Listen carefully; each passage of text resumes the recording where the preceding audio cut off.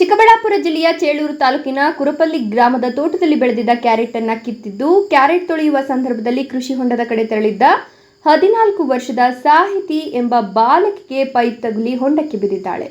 ಇದನ್ನು ನೋಡಿದ ಮತ್ತೊಬ್ಬ ಸಂಬಂಧಿ 17 ವರ್ಷದ ರಾಧಮ್ಮ ಸಾಹಿತಿಯನ್ನು ರಕ್ಷಿಸಲು ನೀರಿಗೆ ಇಳಿದಿದ್ದಾಳೆ. ಇಬ್ಬರು ಮೇಲೆ ಬರಲು ಸಾಧ್ಯವಾಗಿಲ್ಲ. ತೋಟದಲ್ಲೇ ಇದ್ದ ಅವರ ತಾಯಿ ಮತ್ತಿತರರು ಕಿರಿಚಿಕೊಂಡಿದ್ದು ಸುತ್ತಮುತ್ತಲ ಸಾರ್ವಜನಿಕರು ತಕ್ಷಣ ಧಾವಿಸಿ ರಕ್ಷಿಸಿದ್ರೂ ಜೀವ ಉಳಿದಿಲ್ಲ. ಸ್ಥಳದಲ್ಲಿ ಪೋಷಕರ ಆಕ್ರಂದನ ಮುಗಿಲು ಮುಟ್ಟಿತ್ತು. ಪಾತಪಾಳ್ಯ ಪೊಲೀಸ್ ಠಾಣಾ ವ್ಯಾಪ್ತಿಯಲ್ಲಿ ಘಟನೆ ನಡೆದಿದ್ದು ಪೊಲೀಸರು ಪ್ರಕರಣ ದಾಖಲಿಸಿಕೊಂಡಿದ್ದಾರೆ. ಜಿವಿ ಚಲಪತಿ, ಈ ನ್ಯೂಸ್ ಟಿವಿ, ಚೇಳೂರು.